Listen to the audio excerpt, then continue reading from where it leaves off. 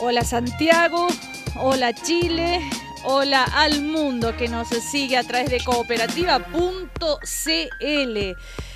Comenzamos nuestro primer café de hoy. Lo vamos a compartir con Sergio Vitar. ¿Cómo está Sergio? Muy buen día. Muchas gracias, Cecilia. Con frío. También estamos con Mario Desbordes, que es secretario general de Renovación Nacional. ¿Cómo estás, Mario? Bien, gracias, Cecilia. Y nos acompaña también, le damos la bienvenida y las gracias por acompañarnos, Francisca Ortega, que es vicerrectora académica de la Universidad Miguel de Cervantes, socióloga, y como siempre nos gusta transparentar aquí los colores políticos. El señor Mario Desbordes, bueno, ya lo dije, es secretario de Renovación Nacional, el señor Sergio Vitar es PPD y la señora Francisca Ortega es demócrata cristiana. Muchas gracias por la invitación, estoy muy contenta. Los temas de actualidad siguen siendo la reforma tributaria, sigue siendo la reconstrucción en el norte, si ya podemos empezar a hablar de reconstrucción. Y aparece un nuevo tema hoy que tiene que ver con la nueva constitución, a partir de las declaraciones de Guillermo Otelier, que dijo que él estaba seguro que la presidenta no había descartado la asamblea constituyente. El presidente de la Democracia Cristiana, que dice: no quisiéramos ser voceros de la presidenta, no tenemos nada que andar diciendo. Y esta mañana el ministro del Interior, Rodrigo Peña-Ilillo, en entrevista con Cooperativa, también se refirió al tema.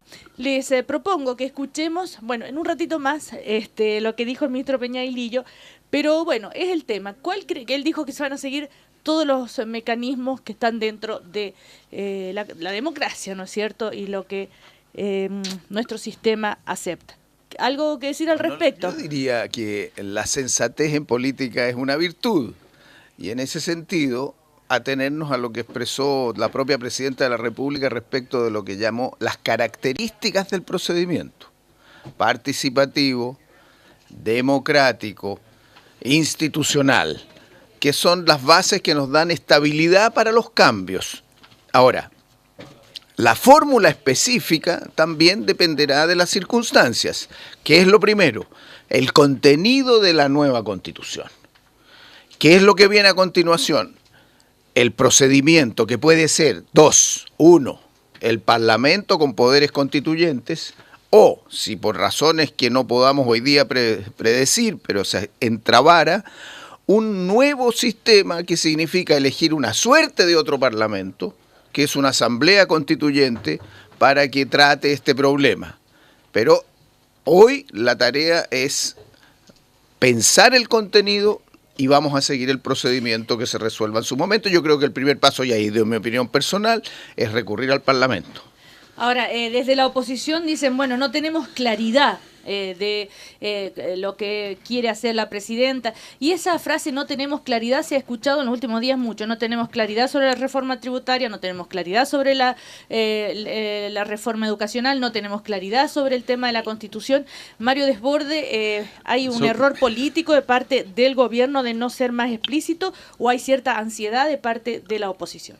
A ver, primero, tenemos claridad que los defensores de la Asamblea Constituyente como fórmula perdieron la primaria de la nueva mayoría, perdieron la elección en la presidencial, porque quienes planteaban esa fórmula no sacaron nada de votos.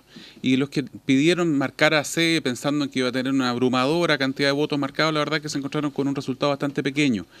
Por lo tanto, la ciudadanía, por lo menos los que fueron a votar, entiendo que ya se manifestaron respecto a la fórmula de la Asamblea Constituyente, no es prioridad para la gente. En segundo lugar, la presidenta en la campaña la desechó. Señaló claramente que la fórmula iba a ser la institucional, el Congreso. Nosotros tenemos una democracia representativa, tenemos un Congreso electo por las personas. Mira, en la reforma tributaria el gobierno tiene la posibilidad de disponer de una mayoría parlamentaria y eventualmente no considerar a la minoría. En la reforma constitucional, las constituciones por lo menos son consideradas en general normas tan importantes que sí consideran la opinión de las minorías, el 30 al 40% de la ciudadanía o el electorado. En esas normas no se pasan aplanadoras por regla general. Nosotros estamos dispuestos a conversar las reformas constitucionales con el gobierno, Renovación lo ha dicho, no estamos de acuerdo en algunas de las que se han esbozado. No sabemos todavía cuáles van a ser. Pero estamos estar dispuestos a dentro conversarla, no tenemos de- ningún problema con aquello, y si no nos parece alguna, votaremos en contra, sencillamente. Pero dentro de lo que es la institución, el sistema institucional, podría ser que se vote en el Parlamento la idea de hacer un visito y ahí preguntarle Habría que a la reformar la ciudadanía. Constitución para Pero eso. que parece que para reformar la Constitución, sobre ese punto, lo leí el Mira, fin de semana en yo un escucho- análisis, se podría hacer usted más, digamos, expedito y poner el plebiscito, consultar a la ciudadanía, si la ciudadanía quiere la Asamblea Constituyente, y ahí hacerla. ¿Qué dices tú, Francisca? Yo creo que lo principal es, como decía el ex ministro Vitar, recoger lo que dice la presidenta, que tiene que ser un organismo democrático, participativo e institucional. Y también se ha dicho que esta es una discusión para el segundo semestre y estamos con otros temas que tienen urgencia, como es la reforma, como es el terremoto. Entonces yo creo que tenemos que ir piano, piano, como se dice, y sí, siempre estar en sintonía con la gente, ver realmente qué está pasando con nuestra población y cuáles son sus demandas. Todos estamos de acuerdo que necesitamos una reforma constitucional y mantengámonos por ahora en lo que nos ha dicho la presidenta. Oye, yo quería sí. saludar la llegada de Francisca, no lo Sí. hicimos, así entramos de manera muy abrupta y nos felicitamos de que ella esté aquí. Es una mujer joven que tiene una formación política, además por familia muy sólida, y eso creo que es muy buena contribución. Además están actividades académicas que le da más solidez. Muchas gracias, don Bienvenida, Sergio. Don Muchas Sergio, gracias, don Pero Sergio. si es hija de amigos míos. Don Mario también. No, ya. Mario es más joven. Yo conocí a tu papá de diputado, yo era en ese tiempo ayudante en Claro, el Talca. papá Eugenio Ortega Sí, fue lo conocí diputado, fue diputado en embajador. Talca. Y que estuvo muchas veces aquí también en la radio. Por Y supuesto. la madre de acompañándolo. senadora, Así es, entonces, nada que- Carmen Frey. Bueno, escuchemos lo que habíamos quedado de escuchar al ministro del Interior, Rodrigo Peñailillo, refiriéndose al tema este de la reforma constitucional. Lo que hemos visto es que la ciudadanía espera y necesita, digamos, y demanda del gobierno y de todos los actores políticos una reforma tributaria de verdad. ¿Se acabó la luna de miel con la oposición? ¿Con la reforma tributaria ya? ¿Qué le parecieron los panfletos estos del arco iris y una hoz y un martillo? Bueno, pareciera que estuviéramos en la Guerra Fría. ¿Usted podría separar el compromiso en el tema con lo que podría pensar la presidenta sobre la Asamblea Constituyente? Con respecto al tema de la Constitución, no hay ningún mecanismo que se haya descartado, siempre y cuando cumpla con los requisitos de institucional, ¿cierto?, participativo y democrático. Bueno, ahí están las declaraciones del ministro del Interior. Una Sí, aclaración sobre lo institucional que es importante Claro, en esta Sergio conversación. Es que nosotros, si vamos a llegar a la Asamblea Constituyente, y uno no puede cerrar los caminos, porque dependerá de la oposición de derecha, tiene que hacerse a través de mecanismos institucionalmente establecidos. Por lo tanto, si vamos a llamar, como Cecilia decía, a un plebiscito para que la gente diga si quiere asamblea constituyente, tienes que incorporar la norma del plebiscito en la Constitución. Para que se haga la consulta, luego de la consulta, si es aprobada, hay respaldo público, si es vinculante, además, para que se haga la reforma constitucional ya más amplia, para decir, vamos a crearse una asamblea constituyente que en tal plazo, en tales condiciones, va a diseñar una nueva. Eso es un camino institucional. Por lo tanto, no es simple, porque para introducir el plebiscito en la Constitución requiere la concurrencia de la oposición. Tiene que haber algunas formas de acuerdo, porque esto no se creo que caería en el marco o de los 3/5 o de ¿Cae los en el 2 marco tercios. de los 3/5? No, yo creo que cae en el marco de los Yo 3/5. creo que sí. Pero además, mira, Cecilia, si aquí hay un punto. El problema no es la oposición. El problema es que tampoco dentro de la nueva mayoría hay consenso respecto de qué constitución se quiere. Hemos escuchado gente como el ex senador Escalona, que señaló de forma bien categórica que él prefería la vía parlamentaria, el Congreso. Él lo Sí. dijo con otras palabras. Entre paréntesis, el sábado salió una entrevista a él, yo la verdad me alegro mucho de la entrevista, lo felicito, un tipo que estamos en veredas totalmente distintas, pero a mi gusto tiene la estatura republicana que se merece y que se necesita. ¿El de la entrevista de la borrachera? No, es Ah, una otra. entrevista Ah, ya. en la revista El Sábado, donde él cuenta Sí. que está haciendo clases Sí, en tu está universidad. clase. La verdad que, bueno, el tema es que no hay consenso dentro de la nueva mayoría. No quiere la misma constitución Telier probablemente que Ignacio Walker. Entonces, los primeros problemas están ahí. Luego, nosotros estamos dispuestos a conversar la reforma, a ver cuáles son las que se piden, a rebajar algunos quórum que no tiene sentido que sean tan altos. Pero también tenemos la voluntad de defender ciertas cosas que nos parecen correctas y, por lo tanto, ese va a ser el momento del diálogo, de la discusión, de sincerar la postura y de respaldar estas frases que se tiran para la galería constantemente. Mire, que sin asamblea, ahora, primero era el binominal, ahora es la asamblea constituyente, como el binominal ya no hay acuerdo entre la nueva mayoría, ahora es la asamblea constituyente la panacea para todo. En un país que creó 1 millón de empleos en los últimos 4 años, que ha ido creciendo, que estamos que la prueba PISA nos sitúa como el mejor país de América Latina, gracias al esfuerzo de 20 y tantos años, eso hay que decirlo, de 30 años de trabajo. Aquí hay un ex ministro de Educación, o sea que aquí hay un continuo. Entonces se va a tirar por la ventana. ¿Es un país que necesita cambios? Sí. Importante, sí. Profundo en algunas áreas, sí. Pero eso significa cambiarlo todo, es irnos al sistema de Correa o como le gusta a la gente el PC, el venezolano. No creo. Entonces, discutámonos en el Congreso. No sigamos amenazando constantemente con la Asamblea Constituyente que se parece al Pedrito y el Lobo. Pero yo no diría que hay problemas en la nueva mayoría. Hay diferencias. Y sabemos que esas diferencias las vamos a resolver como las hemos resolvido en muchas ocasiones. Y está el Parlamento, como tú bien dices. Y sabemos que tenemos que llegar a acuerdos, porque lo que tenemos claro, y la democracia siempre cristiana lo ha dicho así, es que requerimos una nueva constitución para nuestro país. Ahora, a propósito de eso, el ministro de Justicia recibió a integrantes de las comisiones de ambas cámaras ayer y él reconoció que va a ser la ministra Jimena Rincón quien va a coordinar este proceso de cambio de la Constitución. Ahí estuvieron reunidos, entonces el diálogo en el Congreso se está realizando. Pero recordemos que la presidenta dijo que el tema de la Constitución no era prioritario. Es que, Sergio Vitale. Mira, este tema vamos a discutirlo en 1 mes, en 2 meses, en 6 meses, en 1 año, todo en 2 el años. tiempo. ¿Por qué digo esto? Porque los cambios constitucionales son a la esencia de la forma que se organiza una sociedad y su institucionalidad. O sea, esto nos va a tomar tiempo y vamos a tener distintas apreciaciones, porque construir un acuerdo que sea un marco para todos los chilenos, porque aquí no puede uno imponerle al otro por la fuerza, así no funcionan las constituciones. Pero sí tienen que respetarse las voluntades mayoritarias. Eso nos va a tomar tiempo. Ahora, ¿cuál es el camino? Hay que ir a las agencias de otros. Yo pienso que hoy el camino es el Parlamento. Y el Parlamento ha sido elegido. Y si mañana hubiera una asamblea constituyente va a ser elegida igual. Y dudo de que cambien mucho las proporciones de representación en un Parlamento ad hoc o en un Parlamento normal. Hay países que han hecho otra cosa. Le han dado a ese Parlamento un carácter constituyente. Ahora, ¿eso se podría hacer en Chile? Sí, pero primero cambiemos el sistema electoral. Y es por eso que la Constitución está atada al sistema electoral. Uno tiene que ser antes que el otro. Ahora, sin embargo, por ejemplo, Alberto Espina, el senador, dice que ayer le preguntaban una y otra vez al ministro Gómez, varias veces, en qué consistía esto de un sistema participativo y democrático, y que no había una respuesta, claro, porque son palabras que... Son frases que se ponen en un programa o se ponen en la propuesta de campaña y es normal, si no hagamos... O sea, no me refiero a lo que está señalando el señor Espina. El señor Espina tiene razón en preguntar. Ahora, convengamos que son frases que se ponen en los programas, que se dicen en campaña y que después el gobierno tiene que aterrizar. Y nosotros estamos esperando que esas se aterricen. Complemento lo que dice Sergio Vitale. No se cambió el sistema binominal porque no estuvieron los votos de la nueva mayoría. Eso hay que decirlo. El año pasado hubo un acuerdo entre Renovación, el PS, el PPD y sobre todo la DC. Trabajamos intensamente con la democracia cristiana este tema. Y se nos dijo ahora que desde el PPD, algún sector, digamos, y del sector del PS no querían hacerle cambios al sistema electoral. Recordemos también que en la elección pasada no fue precisamente mi sector el que se benefició del binominal. Entonces, los cambios no se produjeron no porque no hubiera voluntad de parte nuestra. Nosotros la tuvimos y estaba el voto. Eso hay que también dejarlo clarito.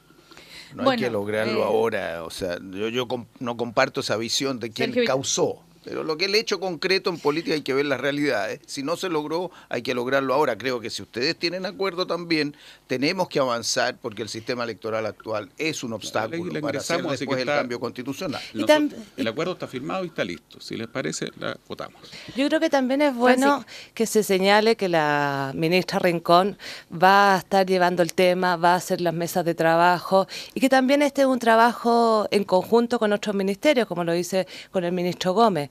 Lo importante es llegar, como yo creo que en eso estamos todos de acuerdo, a una nueva constitución y no me cabe duda que la ministra Rincón va a hacer todo lo posible para que lo logremos en los tiempos que establezca la presidenta. Bueno, pero hay muchos temas, también como decíamos, la reforma tributaria, pareciera que todo el año... Está toda la carne en el asador, sí, o sea, estamos viviendo un periodo apasionante. Claro, y pareciera, bueno, no sé si el gobierno no explica bien las cosas o la oposición no las entiende bien o ¿qué es lo que pasa? ¿Por Porque qué hay que seguir hablando. o hay para que seguir entenderlo bien hablando? todos. El senador Larraín, por ejemplo, hoy estaba leyendo que dice que se abre a aprobar la idea de legislar reforma tributaria, según el diario El Mercurio, que tuvo acceso a un texto que el parlamentario presentó ante el comité. ¿Cuál es la postura de Renovación Nacional al Desde el respecto? primer día, del minuto 1, nosotros vamos a votar a favor de la idea de legislar. Hay que discutir en el Congreso la reforma que proponga el gobierno, aquello que nos parezca correcto, adecuado, bueno, lo vamos a aprobar, aquello que sea mejorable, lo vamos a tratar de mejorar, y si algo no nos parece, vamos a tener que rechazarlo.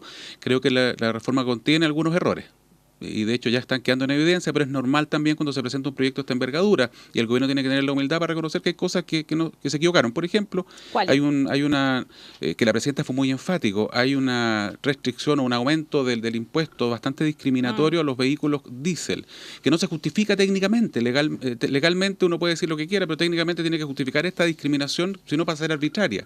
Y en este caso puntual está demostrado que los Euro 5 son menos contaminantes que los vehículos de benzina, menos contaminantes, Cecilia, absolutamente demostrado. Los Euro 5, la norma que está hoy día imperando en Chile es la más moderna, es la que está en este minuto en Europa. Entonces, cuando tú pones restricciones de esas, cuando la presidenta dice los vehículos más caros hay que aclararlo, la verdad es que no se está refiriendo probablemente al vehículo 6-7 millones que se está vendiendo hoy día, que cumple las normas más estrictas de Europa.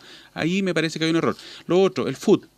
¿Tiene sentido eliminar del food a las pymes? Hoy día Osvaldo Andrade dice que el food lo usan muy poco las pymes. Entonces, ¿para qué se lo elimina a las pymes? No se la eliminen, las pymes sí lo usan. Nos hemos reunido con varias agrupaciones de pymes.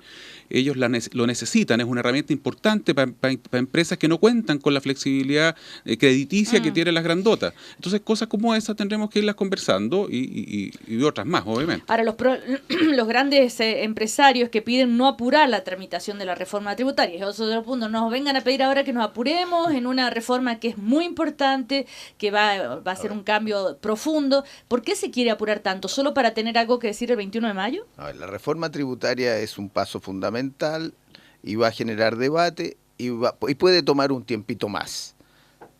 ¿De qué depende? Del Parlamento. ¿Es el Parlamento un buzón y todos van a votar automáticamente porque se le envió? No. Un Parlamento serio tiene que debatir, tiene que escuchar a las distintas partes y eso puede tomar un poquito más de tiempo, pero la nueva mayoría tiene que sumarse a la presidenta y sacar esto rápido. Ahora, respecto del FUT, el 90% de lo que ahí está acumulado o más es de 5% de las empresas. Entonces, claro, uno podría decir, bueno, elimíneselo a ese grupo. Pero si el otro no se favorece con el FUT, pongámosle otro mecanismo de apoyo como se establece en la reforma, que es la depreciación instantánea. Las chicas lo van a tener siempre y eso ahora va a favorecer la inversión. Entonces, bueno, esa discusión yo coincido de que habrá gente que opine distinto, habrá que medir. Lo mismo respecto de los otros aspectos. Vamos al diésel. Si hay una norma, la Euro 5, que establece que hay menos partículas por centímetro cúbico o lo que fuere, lo que se hace allí es simplemente estudiar qué normas se aplicarán. Pero lo que no debemos discutir, creo yo, es que es bueno poner impuestos para la ecología, que signifique pagar más para los que contaminan más y establecer una innovación importante que a las empresas paguen por tonelada de CO2 que emiten al aire una cantidad fija. Eso sería una gran innovación. Chile tal vez sea el primer país de América Latina. ¿Está bien eso? Muy bien, porque Chile necesita tomar iniciativa en esa materia de protección del medio ambiente. Pero estamos, yo creo, Francis, todos de acuerdo en lo importante que es esta discusión y que se logre una reforma tributaria. Necesitamos tener los 8.000 millones de dólares para hacer una reforma educacional que el país quiere. La discusión la tenemos que dar en el Parlamento. Yo estuve mirando el proyecto de ley, son 175 páginas que a veces cuesta entenderlos porque hay temas tributarios que tenemos que estudiarlo con detalle. El Congreso tiene que estudiar el proyecto y también desde la democracia cristiana hemos dicho con fuerza que tenemos que proteger a la clase media y a nuestras pymes. Y esa es la discusión que se da en el Congreso y tenemos que aprobarlo, pero también dándole espacio para la discusión, la conversación. Sí, Mira, dos Mario. cosas. Uno, rápidamente, la eliminación del FUT de las pymes no se reemplaza con la depreciación instantánea porque es por una sola vez. Eso no te va a ayudar. No, para las chicas. Para las chicas tampoco les sirve, Sergio. Si eso hay que discutirlo en el Congreso, pero Está la bien, opinión pero nuestra, quería digamos. aclararte nomás que Nuestra pequeñas opinión. y medianas, hay para las grandes 1 año. Sí. Para otras hay, pero para Nuestra las chicas opinión es que esa permanente. depreciación no soluciona nada y lo otro, los principales opositores a algunas de las normas han sido justamente también de la nueva mayoría, y con razón. El senador Pizarro tiene toda la razón al poner la alerta respecto de la zona pesquera. Tiene toda la razón. Y los parlamentarios de la región del Maule y de Colchagua también tienen la razón al reclamar esta norma que estaría complicando a un sector que ya está bien afectado, como es la producción vitivinícola chilena. Entonces, las voces duras no salieron precisamente todavía de los nuestros. Me parece que con razón se han planteado algunas cosas que hay que discutir. Si aquí no se trata de oponerse por una cuestión ideológica, como dijo ayer el presidente de la UDI, respecto de que la reforma es ideológica. Es normal que sea ideológica. Hay gente que está de acuerdo que los impuestos solucionan problemas o son esenciales, hay otros que creemos que el crecimiento es la llave mágica, y entre los dos tendremos que ponernos de acuerdo. Ahora, con todo, señores empresarios, la presidenta Bachelet lo puso en su programa, entiendo que tuvo un gran apoyo de la mayoría de los grandes empresarios, y ella fue electa y la mayoría en el Congreso se la dio a la gente, y punto. Entonces nosotros vamos a tratar de ayudar a que la reforma sea lo mejor posible, pero convengamos que el gobierno tiene los votos suficientes para hacer la reforma. El legato a los empresarios bastante menos que históricamente, porque ¿Sí? históricamente tú tocas es como insultar a la Virgen María, para los empresarios tocar los impuestos. Cuando la cosa está mal no hay que hacerlo, está bien tampoco. Entonces, es ideológico, claro que es ideológico cuando tú tienes una lógica política que significa favorecer a una minoría. Que esto es ideológico, dando la sensación de que como si es ideológico no tiene una justificación real económica. Claro, bueno, eso es lo que se dice. Mire, si usted toca los impuestos, tiene ideología. En cambio yo, que quiero favorecer a los ricos, no tengo ideología. No, señor, no hay ideología aquí. Yo creo que el criterio de los chinos es muy bueno. No importa el color del gato, lo importante es que case ratones. Y aquí tenemos que cazar ratones que no pagan impuestos. ¿No importa el color del gato? Lo estoy diciendo que dicen los chinos. Ahora, el gato chino rojo, entonces también hay algo de ideología, pero tratemos de sacar las cosas por su utilidad. Eso es lo que yo creo que esto está avanzando. Y lo mismo oponerse al alza de impuestos no significa defender a los ricos. Y lo mismo sinceramente, en el tema. A ver, Mario. Perdí la cuenta de la cantidad de premios Nobel de Economía, de lados y lados, que dicen que las alzas de impuestos en general provocan un estancamiento del crecimiento de los empleos, complican el crecimiento del país. Yo no me compro la tesis de que es un caos, porque el año 92, Foxley, tú eras senador, ¿no es cierto, Sergio? Se hizo una reforma tributaria y el país siguió creciendo, y la verdad que a buen ritmo. Por lo tanto, dijo cosas más terribles que ahora, claro, y no solo no pasó nada, sino el país creció más, porque inviertes en igualdad, invierte en educación, invierte en salud, un pueblo más unido, más productivo. Lo que nosotros señalamos es que hay algunas partes de la reforma que son dañinas y hay que tener cuidado hasta dónde se llega. Ahora, como dijo el presidente de mi partido, también, si se está proponiendo una reforma educacional que cuesta miles de millones de dólares, hay que financiarla. Chile pasó de 20.000 millones de dólares de presupuesto el año 2002 a 60.000 este año. Y eso significa que hemos tenido, pareciera, sin reforma tributaria de por medio, un incremento importante de la recaudación fiscal. Ahora, si para esto se necesita, bueno, conversémoslo, pero el gobierno también tiene que ser flexible en entender que hay algunas de las normas que contienen la reforma propuesta que pareciera que no van en el sentido correcto. Pero lo importante es lo que dices tú, que estamos Francisca, de acuerdo que necesitamos recursos para una reforma educacional, sí, porque ese es realmente el tema que tenemos que abocarnos en estos próximos 4 años, y una reforma educacional en muchas áreas como se ha propuesto.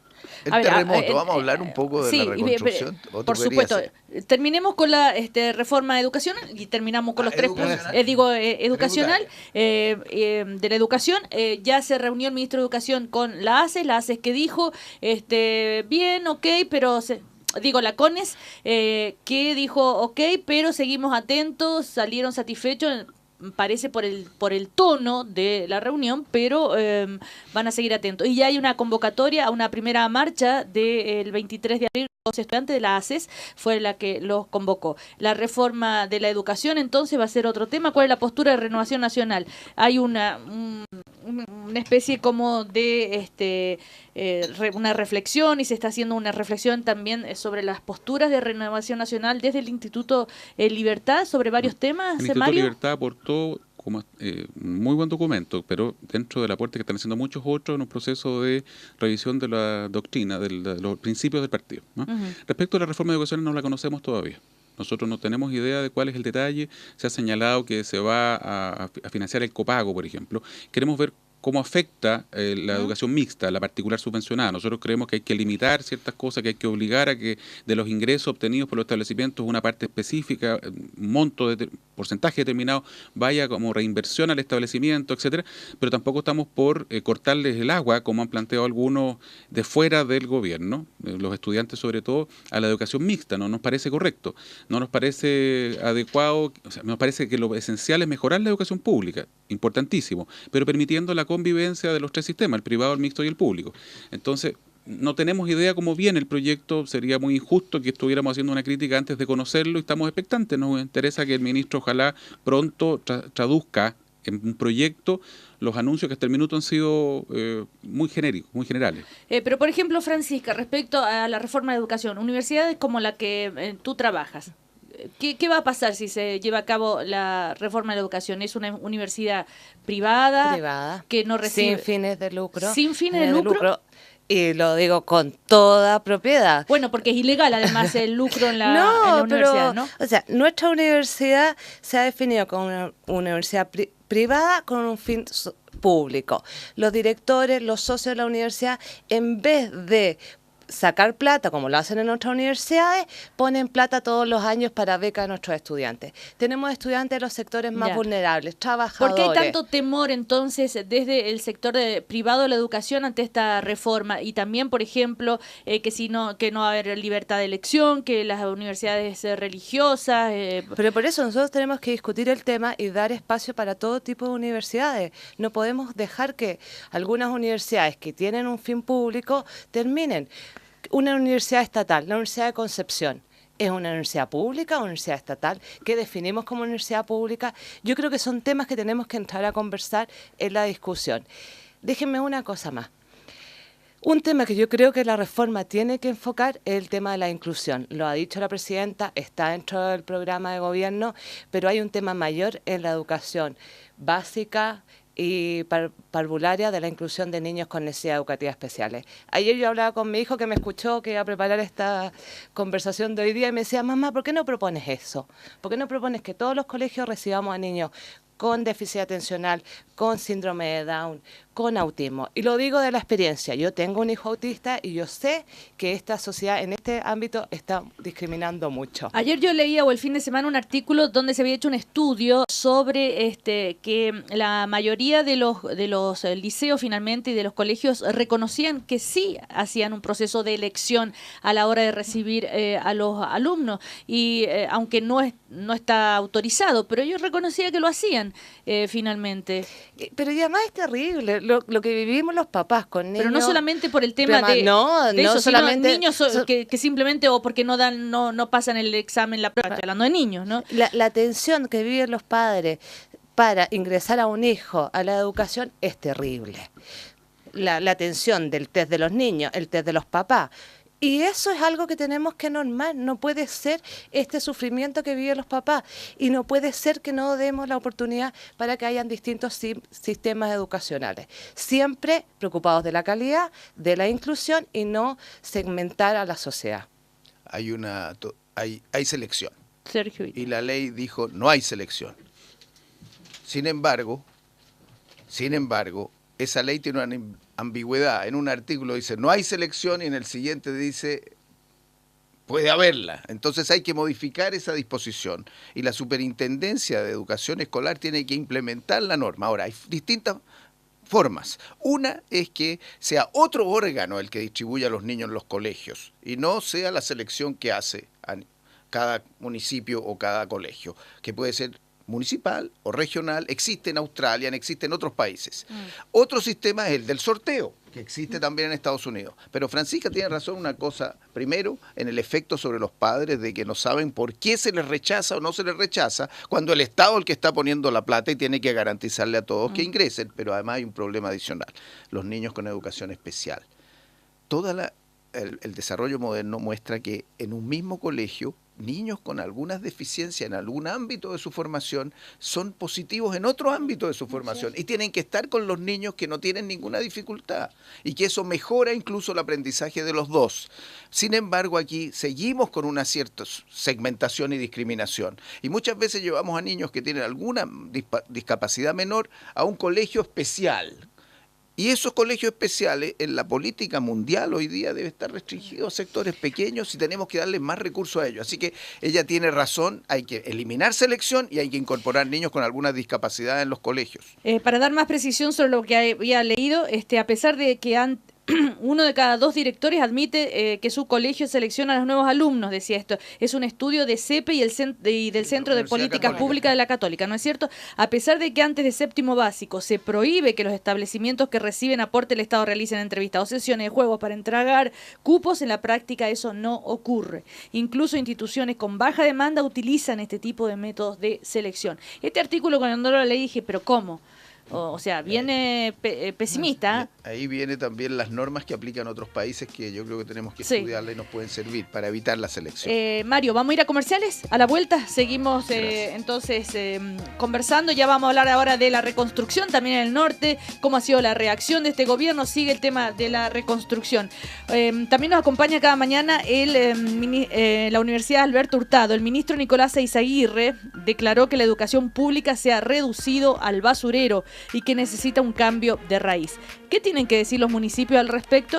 Bueno, el presidente de la Comisión de Educación de la Asociación Chilena de Municipalidades, Gonzalo Navarrete, estará hoy en el coloquio Agenda Educación de la Universidad Alberto Hurtado. Cambia el mundo, Universidad Alberto Hurtado.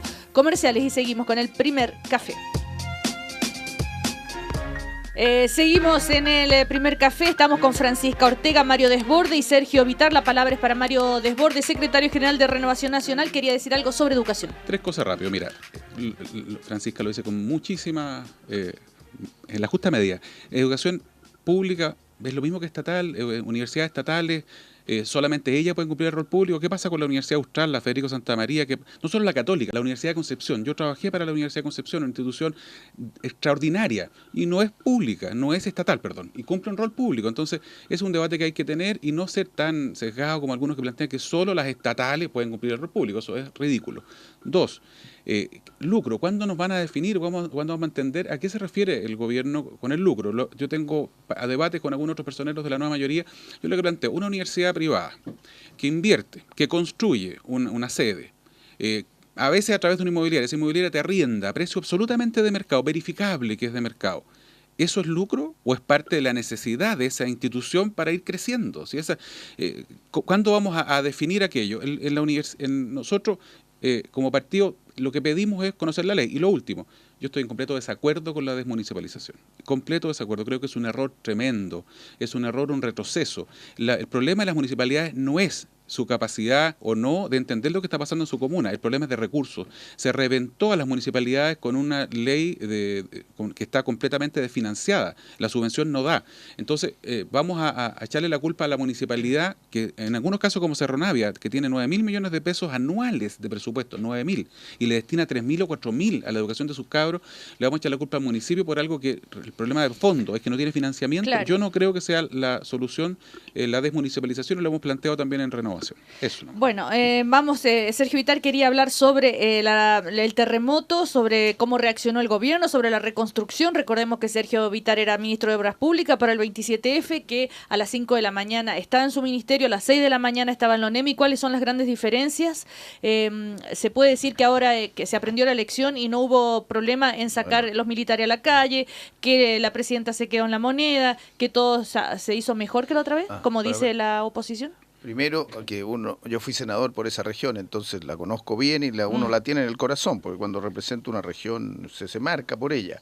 Y por lo tanto Arica y Iquique, lo que está pasando ahí uno lo siente muy fuerte. Lo mismo que soy presidente y creé la corporación que protege Humberston y Santa Laura, que sufrió algunos daños, pero también quiero decirle a través de la radio a los auditores que estamos en marcha ya con el financiamiento para un museo interactivo en la pulpería de Humberston, que sufrió, y vamos con un museo del yodo también interactivo en la Casa de la Gestión Administración de Santa Laura, que también sufrió. O sea, teníamos los proyectos andando, gracias a Dios que nos va a permitir reforzar, pero necesitamos bastante más recursos y se puede visitar. Se abrió de nuevo, está disponible. Ahora, lo que cayó, mucho de lo que cayó, primera observación, como ingeniero uno dice, fue lo que es adobe, pero no hay que dejar de destacar la capacidad de la ingeniería chilena, porque los grandes edificios que están en la costa son importantes. Segundo, se manejó mejor.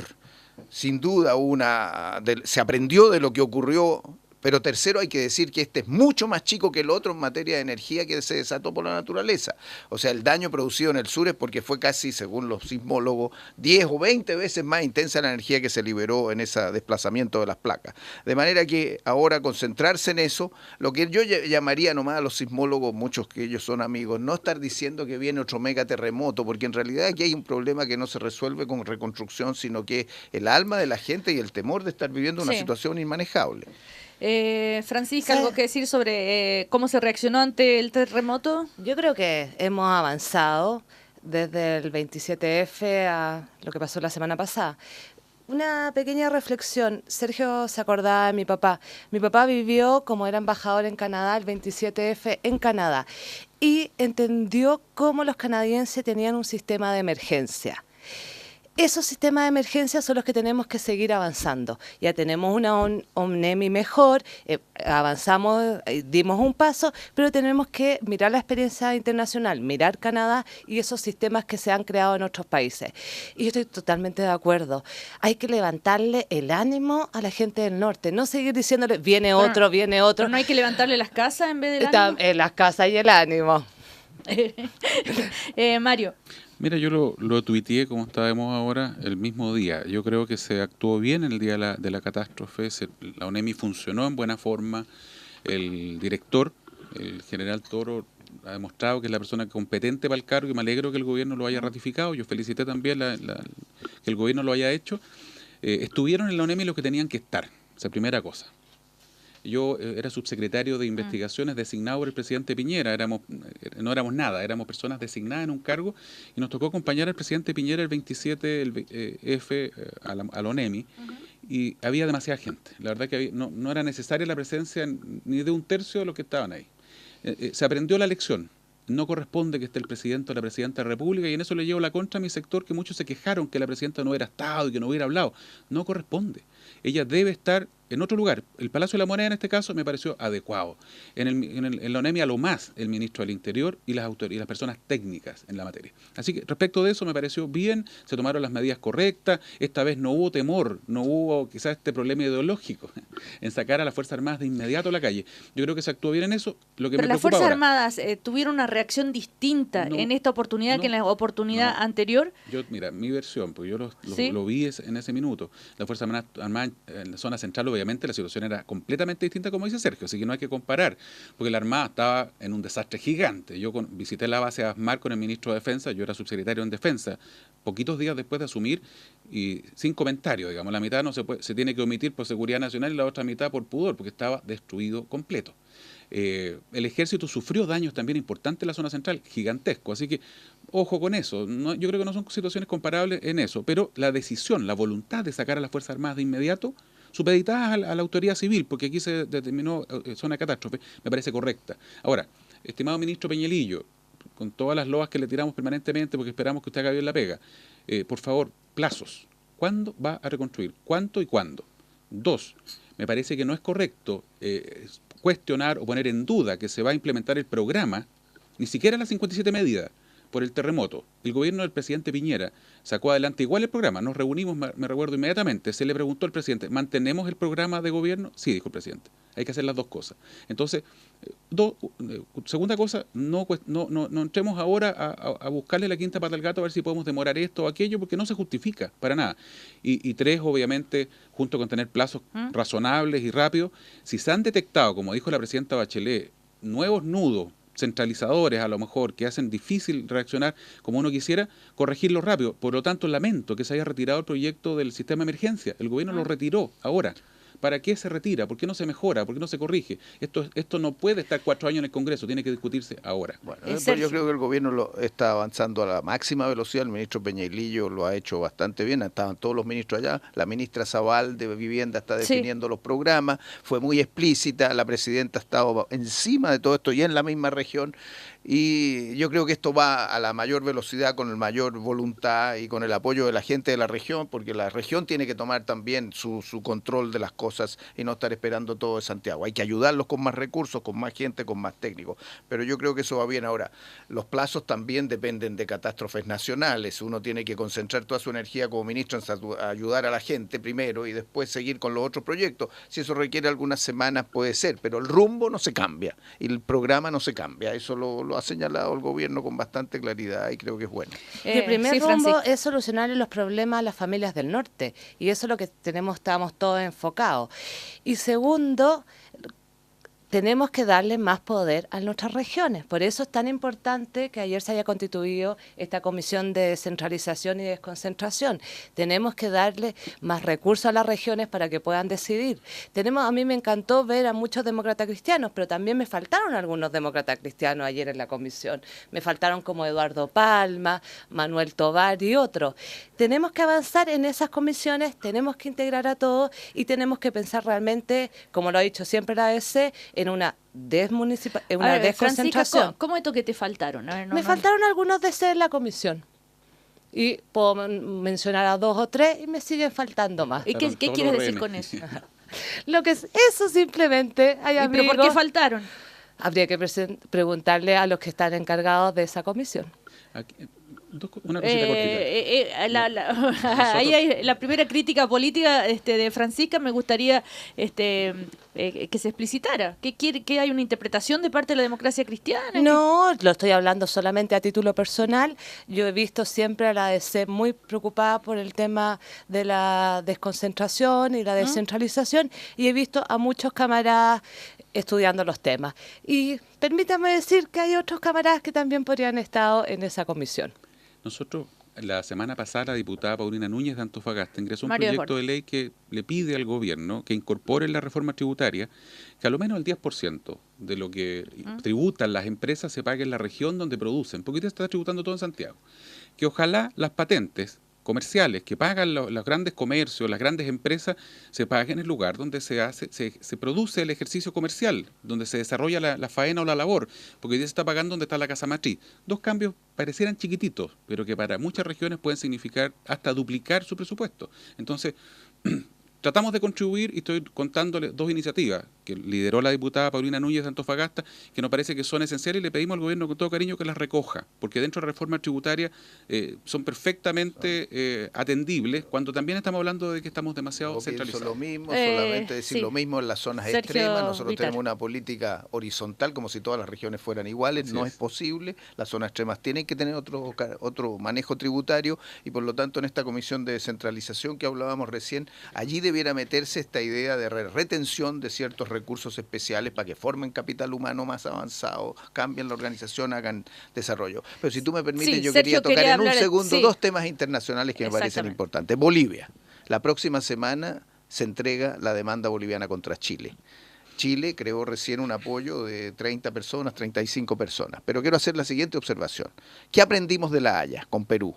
Que la Corte nos falla solo en base a derecho, que es lo que se sostuvo por todos nosotros acá. También hay un juicio de equidad, es decir, político, cuando hay diferencias de puntos de vista de las partes y el derecho es ambiguo. En el caso boliviano, primero yo diría, no subestimemos lo que va a presentar Bolivia. Tenemos que prepararnos bien, y segundo, no basta con un enfoque jurídico. Chile tiene que tener un planteamiento político para hacerlo ver a los demás países, a los jueces de donde vienen esos países, y que tenga un planteamiento político. No es de cerrarse y decir yo no quiero nada. Tenemos que mostrar una solución y una voluntad para resolver el problema boliviano. Eso es lo uno. Y lo 2, Venezuela. En Venezuela, la UNASUR se reunió ayer, la Mesa de Unidad Democrática, el canciller estuvo dispuesto. Sus declaraciones generaron olitas. Bueno, yo creo que los chilenos tenemos que discutir más eso. ¿En qué sentido? Yo pienso que una visión progresista que es la que yo comparto a nivel nacional e internacional, no puede estar tranquilo con lo que está ocurriendo en Venezuela. Tiene que haber un respeto de la Constitución, tiene que reafirmarse la legalidad institucional, no puede pasarse por arriba de la legalidad institucional, menos cuando uno es elegido democráticamente, y tiene que cuidar el equilibrio económico, por si no el desastre para la gente más pobre va a ser mayor. Eso es fundamental, y yo quiero decir de que inclinarse a favor de Maduro o en contra de Maduro de parte nuestra puede ser un error, tenemos que tener una posición de diálogo. Francisca. El que quiera escuchar más mañana a don Sergio Vittar en la Universidad Miguel de Cervantes va a estar a las 6:30 hablando sobre La Haya. Tenía que dar el aviso. Mario Desbordes. De Bolivia, toda la razón, Sergio, suscribo todo lo que has planteado, pero quiero agregar otra cosa. Se está discutiendo si con Bolivia también vamos a tener una cuerda separada. Si con Perú lo hicimos, no hay ninguna razón para que con Bolivia no tengamos la misma lógica. Sería una vergüenza que con un país que tenemos un tremendo intercambio comercial, tenemos un trato, y con otro en que de repente se nos ha acusado de mirar en menos. A veces, lamentablemente con razón, pretendamos tener un trato distinto. No me parece correcto, y esa discusión hay que cerrarla rápidamente y el gobierno anunciar que aquí es la misma lógica que con Perú. La presidenta lo dijo, yo comparto tu criterio de que de los 13 puntos hay uno, que es el marítimo, el punto 6 de su programa, que no puede, pero los otros 12, Chile está abierto a seguir conversando. Y lo otro, respecto de Venezuela. En Venezuela ya se han pasado por encima de todas las normas constitucionales que el propio país se ha dado, que el propio Venezuela se ha dado. Aquí hay un presidente de la República que tiene facultades para mandar a detener a los opositores sin ninguna orden judicial, porque él reemplaza en eso al juez. Un Congreso que se permite destituir a la líder de la oposición sin ningún proceso, nada. María Corina Machado hoy día ha sido expulsada del Congreso por Diosdado Cabello, que es un operador del gobierno. La verdad que las condiciones en Venezuela no dan para las declaraciones que hizo el canciller, y perdóname que lo diga claramente, me defraudó absolutamente el Heraldo Muñoz. Yo esperaba otra cosa de él. Él no puede hacer estas declaraciones tipo década de los 80 de la no intervención en los asuntos de otros países y vamos con tibieza, porque lo que está pasando en Venezuela no da para más. Todas las semanas, todos los días mueren 1 o 2 personas. Por favor, canciller, que UNASUR no se transforme en una visita de amigos a tomarse un tintico con el señor Maduro. Tiene que haber una actitud más firme. No abanderizarse, como bien dice Sergio, pero tiene que ser más firme. Pero la posición del canciller, nomás quiero decirla para no quedar con esas... creo yo, es muy similar a lo que yo he expuesto acá. De repente se pueden tomar frases aparte y Chile puede jugar un papel de juntar para hacer diálogo y no polarizar. Sergio Vittar, Francisco Ortega, Mario Desbordes, muchísimas gracias. Que les vaya muy bien. Muchas gracias. Muchas gracias.